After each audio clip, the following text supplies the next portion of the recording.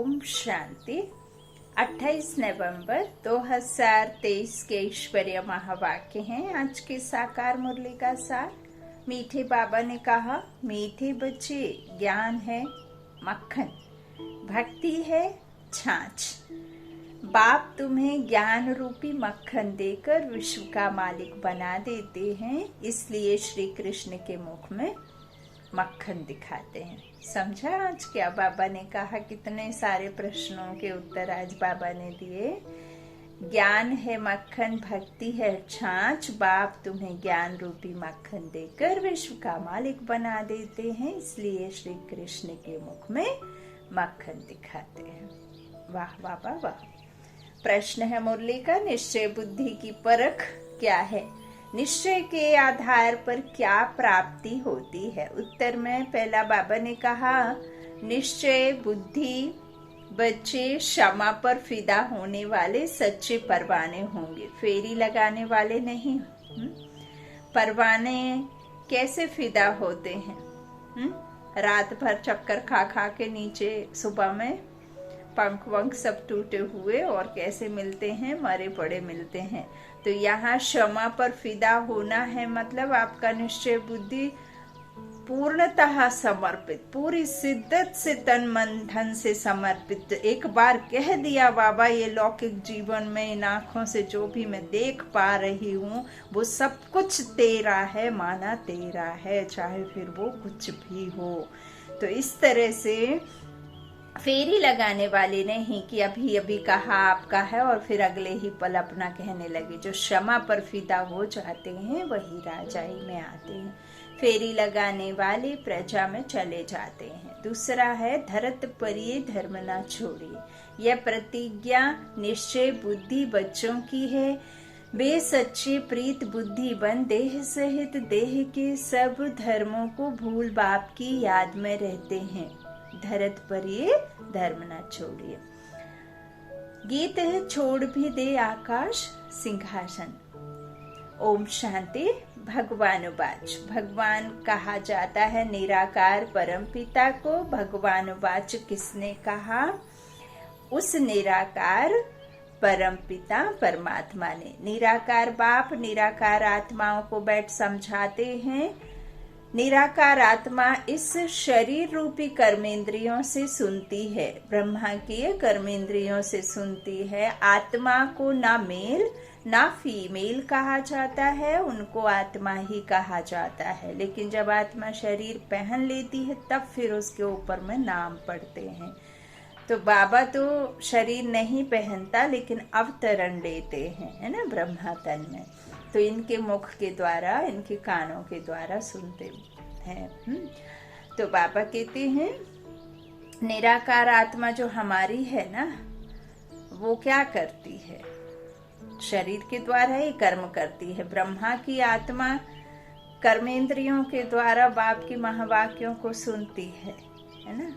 तो निराकार है सबकी आत्मा, मेल फीमेल नहीं है, उनको आत्मा ही कहा जाता है। आत्मा स्वयं इन ऑर्गन्स द्वारा कहती है, मैं एक शरीर छोड़ दूसरा लेती हूँ। जो भी मनुष्य मात्र हैं वह सब ब्रदर्स हैं। जब निराकार परमपिता परमात्मा की संतान है तो आपस में सब भाई भाई हैं। जब प्रजापिता ब्रह्मा की संतान है तो भाई बहन है।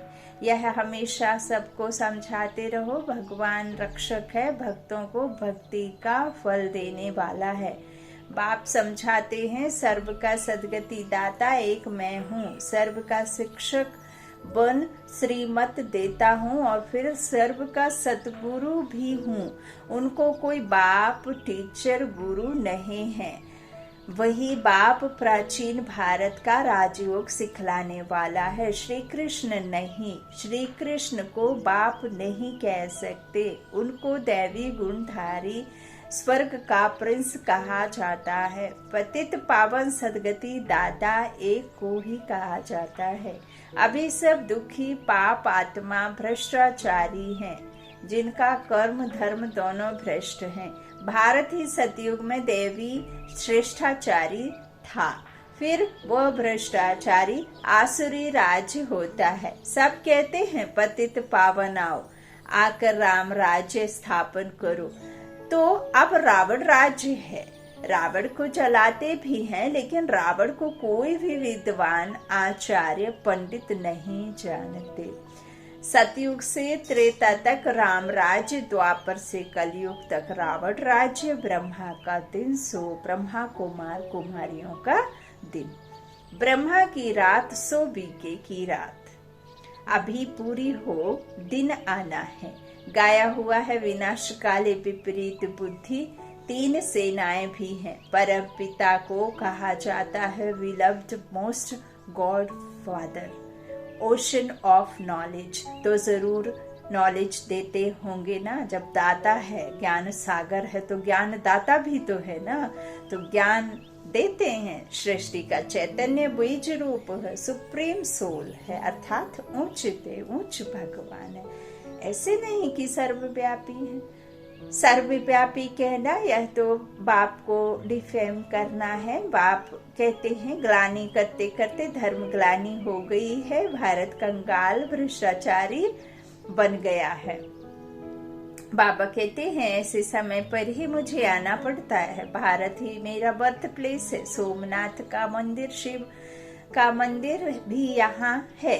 मैं अपने बर्थ प्लेस को ही स्वर्ग बनाता हूँ, फिर रावण नरक बनाता है, अर्थात रावण की मत पर चल नरकवासी आसुरी सांप्रदाय बन पड़ते हैं। फिर उन्हों को बदल कर मैं दैवी सांप्रदाय श्रेष्ठाचारी बनाता हूँ। यह विषय सागर है, वह है क्षीर सागर, वहाँ घी की नदियाँ बहती हैं। सतयुग त्रेता में भारत सदा सुखी सॉल्वेंट था, हीरे जवाहरों के महल थे। अभी तो भारत 100% इंसॉल्वेंट है, मैं ही आकर 100% सॉल्वेंट श्रेष्ठाचारी बनाता हूँ। अब तो ऐसे भ्रष्टाचारी बन गए हैं जो अपने देवी धर्म को ही भूल गए हैं। बाप बैठ समझाते हैं कि भक्ति मार्ग में छाछ, भक्ति मार्ग है छाछ, ज्ञान मार्ग है मक्खन। श्री कृष्ण के मुख में मक्खन दिखलाते हैं, यानी विश्व का राज्य था। लक्ष्मी नारायण विश्व के मालिक थे, बाप ही आकर बेहद का वर्षा देते हैं। अब यहाँ बात आती है, ऐसे नहीं है कि श्री कृष्ण को मक्खन पसंद था, नहीं, विश्व की राजाई उनको मिली ना। लक्ष्मी नारायण विश्व के मालिक थे और कृष्ण जो था प्रिंस था। तो बाबा कहते हैं लक्ष्मी नारायण विश्व के मालिक थे, बाप ही आकर बेहद का वर्षा देते हैं, अर्थात विश्व का मालिक बनाते हैं। कहते हैं मैं विश्व का मालिक नहीं बनता हूँ। बाबा कहते हैं अगर मालिक बनूं तो फिर माया से हार भी खानी पड़े। माया से हार तुम खाते हो, फिर जीत भी तुमको पानी है। बाबा कहते हैं यह सिर्फ 5 विकारों में फंसे हुए हैं, यह 5 विकारों में फंसे हुए हैं। अभी मैं तुमको मंदिर में रहने लायक बनाता हूँ। सतयुग बड़ा मंदिर है, बड़ा मंदिर माना पूरी दुनिया सतयुगी मंदिर है, तो उसको शिवालय कहा जाता है क्योंकि शिव के द्वारा स्थापना हुआ है, तो शिवालय कहा जाता है। शिव का स्थापन किया हुआ कलयुग को वैश्यालय कहा जाता है। सब विकारी हैं। अब बाप कहते हैं देह के धर्म छोड़ अपने को आत्मा समझ, मुझ बाप को याद करो। फिर कई हद के जो जाति बनाए हैं ना, जाति धर्म बनाए हैं, जो 4 वर्णों में बांट दिया गया है, फिर उस पर ही छींटा कसी करते हैं। कोई कहेगा कि हाँ सभी ST/SC वाले ब्राह्मणों को से शादी कर लो, फलाना ढिकाना, ना जाने क्या क्या कहते। बाबा तो कहते हैं यहाँ पे तो फिर है ही ना अनेक मत, अनेक धर्मों के अनेक बातें करने वाले। तो बाबा के इस ज्ञान को भी तो यथार्थ नहीं समझेंगे तो नास्तिक समझते हैं, और फिर उल जलूल कहते भी हैं ना कि कैसे विकारों के बिना दुनिया में वंश चलेगा, ये वो ऐसे वैसे। तो बाबा कहते हैं यहाँ तो सभी विकारी है ना, सभी बेशैल है, सबको कहा जाता है। तो अब बाप कहते हैं देह के धर्म छोड़ अपने को आत्मा समझ, मुझ बाप को याद करो। तुम बच्चों की अब बाप से प्रीत है, तुम और कोई को याद नहीं करते हो। तुम हो विनाश काले प्रीत बुद्धि। तुम जानते हो कि श्री 108 परम पिता परमात्मा को ही कहा जाता है। 108 की माला फेरते हैं, ऊपर में है शिव बाबा, फिर माता पिता ब्रह्मा सरस्वती, फिर उनके बच्चे। तो जो भारत को पावन बनाते हैं, रुद्राक्ष की माला गाई हुई है, उसको रुद्र यज्ञ भी कहा जाता है। कितना बड़ा राजस्व अश्वमेध अविनाशी ज्ञान यज्ञ है। अब यहाँ देखो बाबा ने प्रैक्टिकल में मालाओं का अर्थ भी समझाया है ना।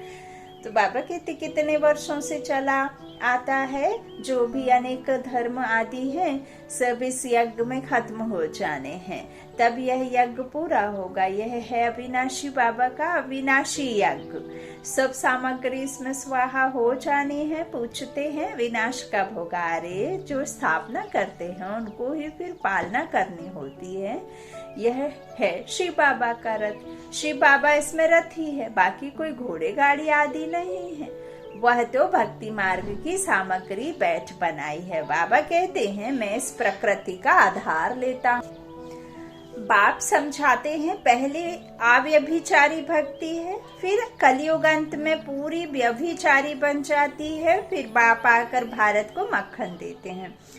तुम विश्व के मालिक बनने लिए पढ़ रहे हो, बाप आकर मक्खन खिलाते हैं, रावण राज्य में छाछ शुरू हो जाती है। ये सब समझने की बातें हैं। नए बच्चे तो इन बातों को समझ ना सके। परम पिता परमात्मा को ही ज्ञान का सागर कहा जाता है। बाप कहते हैं मैं इस भक्ति मार्ग से किसी को भी नहीं मिलता हूँ। मैं जब आता हूँ तभी आकर भक्तों को भक्ति का फल देता हूँ। मैं लिबरेटर बनता हूँ, दुख से छुड़ाकर सबको शांति धाम सुख धाम ले जाता हूँ। निश्चय बुद्धि विजयंती, संशय बुद्धि विंशंति। बाप क्षमा है, उस पर परवाने कोई तो एकदम फिदा हो जाते हैं, कोई फेरी पहनकर चले जाते हैं, समझते कुछ नहीं है। फिदा होने वाले बच्चे जानते हैं बरोबर बेहद के बाप से हमको बेहद का वर्षा मिलता है। जो सिर्फ फेरी पहनकर चले जाते हैं वह तो फिर प्रजा में ही नंबरवार आ जाएंगे, है ना। दो नाव पे सवार रहते, भक्ति भी पसंद है, ज्ञान भी पसंद है, बाबा भी है, बाबा को भी याद करेंगे, लक्ष्मी को भी याद करेंगे, गणेश को भी, कृष्ण को भी, सबको याद करते हैं। तो बस ऐसे चक्कर लगाते रहते, अच्छा है, लेकिन धारणा नहीं करते हैं। तो बाबा कहते हैं इस तरह से वो प्रजा में नंबरवार अनुसार आ जाएंगे। जो फिदा होते हैं वो वर्षा लेते हैं नंबरवार पुरुषार्थ अनुसार। वो भी पुरुषार्थ से ही प्रारब्ध मिलती है नंबरवार। ज्ञान का सागर एक ही बाप है, फिर ज्ञान प्रायः लोप हो जाता है। तुम सदगति को पा लेते हो। सतयुग त्रेता में कोई गुरु गोसाई आदि नहीं होते। अभी सब उस बाप को याद करते हैं क्योंकि वह है ओशन ऑफ नॉलेज, सबकी सदगति कर देते हैं। फिर हाहाकार बंद हो जाती है, जय जयकार हो जाती है। तुम सृष्टि के आदि मध्य अंत को जानते हो। तुम अब त्रिकालदर्शी त्रिनेत्री बने हो। तुमको रचता और रचना के आदि मध्य अंत की सारी नॉलेज मिल रही है, बुद्धि में समा रही है, बुद्धि में तुम समेट रहे हो। यह कोई दंत कथा नहीं है, गीता है भगवान की गाई हुई, परंतु श्री कृष्ण का नाम डाल खंडन कर दिया है। तुमको बाबा कहते हैं तुम बच्चों को अब सबका कल्याण करना है। तुम विश्व कल्याणकारी बाप के बच्चे बने हो ना, तो मास्टर विश्व कल्याणकारी हो। भगवान के बच्चे मास्टर भगवान हो गए ना। तो बाबा कहते हैं तुम ज्ञान सूर्य के बच्चे मास्टर ज्ञान सूर्य हो। तुम हो शिव शक्ति सेना। वंदे मातरम गाया हुआ है। वंदना पवित्र की जाती है। कन्या पवित्र है तो सब उसकी वंदना करते हैं, नतमस्तक होते हैं, प्रणाम करते हैं। ससुर घर गई और भिखारी बनी तो सबको माथा टेकती रहती है। सारा मदार पवित्रता पर है। भारत पवित्र गृहस्थ धर्म था, अभी अपवित्र गृहस्थ धर्म है। दुख ही दुख है। सतयुग में ऐसे नहीं होता। बाप बच्चों के लिए तिरी हथेली पर वहिष्ठ ले आते हैं। गृहस्थ व्यवहार में रहते बाप से जीवन मुक्ति का वर्षा ले सकते हो। घर बार छोड़ने की कोई बात नहीं। सन्यासियों का निवृत्ति मार्ग अलग है। अब बाप से प्रतिज्ञा करते हैं बाबा हम पवित्र बन पवित्र दुनिया के मालिक जरूर बनेंगे। फिर धरत पर ये धर्म न छोड़िए। 5 विकारों को दान दो तो माया का ग्रहण छूटे, तब 16 कला संपूर्ण बनेंगे। 2 दान तो छूटे, ग्रहण।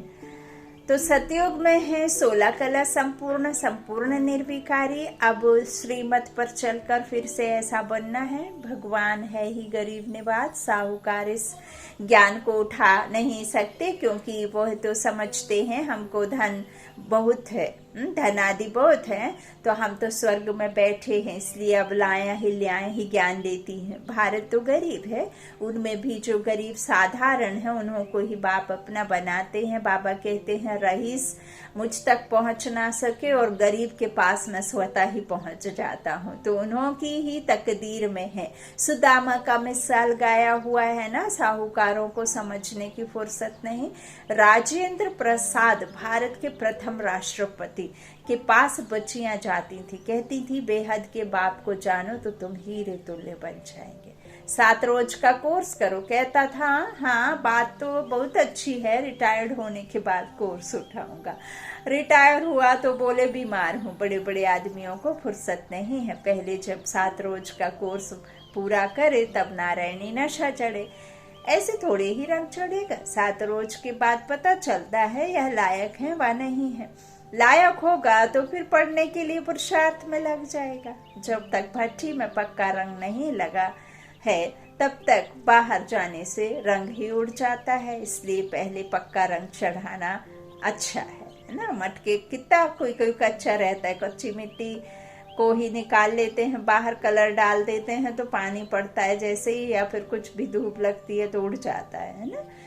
अच्छा, मीठे मीठे सिक्के लादे बच्चों प्रति माता पिता बाप दादा का याद प्यार और गुड मॉर्निंग। रूहानी बाप की रूहानी बच्चों को नमस्ते। हम रूहानी बच्चों की रूहानी माता पिता बाप दादा को याद प्यार और गुड मॉर्निंग। शुक्रिया शुक्रिया शुक्रिया।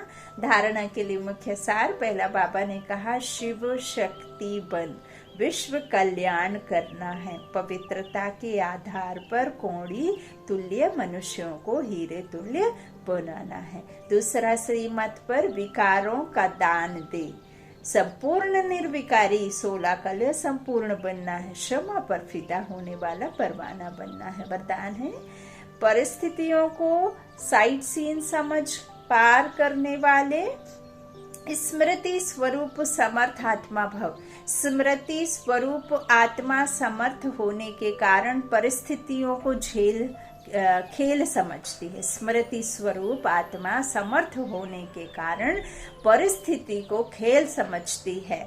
भल कितनी भी बड़ी परिस्थिति हो, लेकिन समर्थ आत्मा के लिए मंजिल तक पहुंचने के लिए यह सब रास्ते के साइड सीन है।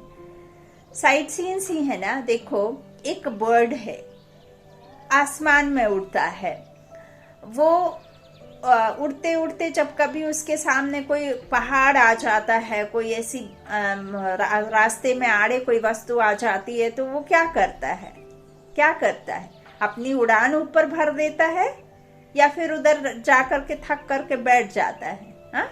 तो वो हर एक सीन को साइड सीन्स देखता है जो भी रास्ते में आता है। तो लोग तो खर्चा करके भी साइड सीन्स देखने जाते हैं। तो स्मृति स्वरूप समर्थ आत्मा के लिए परिस्थिति कहो, पेपर कहो, विघ्न कहो, सब साइड सीन्स हैं। और स्मृति में है कि यह मंजिल के साइड सीन्स अनगिनत बार पार की है, नथिंग न्यू। आजकल जो भी आपके, हमारे या किसी के जीवन में भी जो भी समस्याएं आती हैं, वो किसी भी प्रकार की, किसी भी तरह से, किसी के द्वारा भी आए, तो बाबा कहते हैं कि यदि आप स्मृति स्वरूप रहेंगे तो हर एक को बेहद का ड्रामा का एक सीन देखेंगे। और जब आप एक स्मृति में ये बात रखेंगे तो बाबा कहते हैं कि यह अनगिनत बार हुआ है, नथिंग न्यू, है ना। पहले भी हुआ, अब भी हो रहा है और होगा आगे चलकर, है ना। तो बाबा कहते हैं इस तरह से परिस्थितियों को साइड सीन समझकर पार करने वाले स्मृति स्वरूप समर्थात्मा भव। स्लोगन है दूसरों की करेक्शन करने के बजाय बाप से कनेक्शन जोड़ लो तो वरदानों की अनुभूति होती रहेगी। दूसरों की करेक्शन करने की बजाय बाप से कनेक्शन जोड़ लो तो वरदानों की अनुभूति होती रहेगी। मातेश्वरी जी के मधुर महावाक्य, सिर्फ ओम के शब्द के उच्चारण से कोई फायदा नहीं है। हम ओम शांति कहते हैं, लेकिन ओम शांति कहने से मतलब क्या है, कई कई तो उसे रॉन्ग भी समझ लेते हैं, क्योंकि हमारे भक्ति में तो जब कोई चला जाता है तन देह छोड़ के तब ओम शांति कहा जाता है। तो यहाँ मातेश्वरी जी ने बहुत अच्छा एक बात कही कि सिर्फ ओम शब्द के उच्चारण से कोई भी फायदा नहीं। ओम रटो माना ओम जपो। जिस समय हम ओम शब्द कहते हैं तो ओम कहने का मतलब यह नहीं है कि ओम शब्द का उच्चारण करना है। सिर्फ ओम कहने से कोई जीवन में फायदा नहीं, परंतु ओम के अर्थ स्वरूप में स्थित होना है। उस ओम के अर्थ को जानने से मनुष्य को वो शांति प्राप्त होती है। अब मनुष्य चाहते तो अवश्य हैं कि हमें शांति प्राप्त होवे, उस शांति स्थापन के लिए बहुत सम्मेलन करते हैं, परंतु रिजल्ट ऐसे ही दिखाई दे रही है और अशांति दुख का कारण बनता रहता है। क्योंकि मुख्य कारण है कि मनुष्य आत्मा ने जब तक 5 विकारों को नष्ट नहीं किया है तब तक दुनिया पर शांति कदाचित हो नहीं सकती। तो पहले हर एक मनुष्य को अपने 5 विकारों को वश करना है और अपनी आत्मा की डोर परमात्मा के साथ जोड़नी है, तब ही शांति स्थापन होगी। तो मनुष्य अपने आप से पूछे, मैंने अपने 5 विकारों को नष्ट किया है, उन्हों को जीतने का प्रयत्न किया है? अगर कोई पूछे तो हम अपने 5 विकारों को वश कैसे करें, तो उन्हों को यह तरीका बताया जाता है कि पहले उन्हों को ज्ञान और योग का बास धूप लगाओ और साथ में परमपिता परमात्मा के महावाक्य हैं, मेरे साथ बुद्धि योग लगाए, मेरे बल को लेकर मुझ शक्तिवान प्रभु को याद करने से विकार हटते रहेंगे। अब इतनी चाहिए साधना जो खुद परमात्मा आकर हमें सिखाता है। देखो, इतनी चाहिए साधना जो खुद परमात्मा आकर हमें सिखाता है। अच्छा, ओम शांति। शुक्रिया मातेश्वरी जी, शुक्रिया बाप दादा, कोटि कोटि धन्यवाद।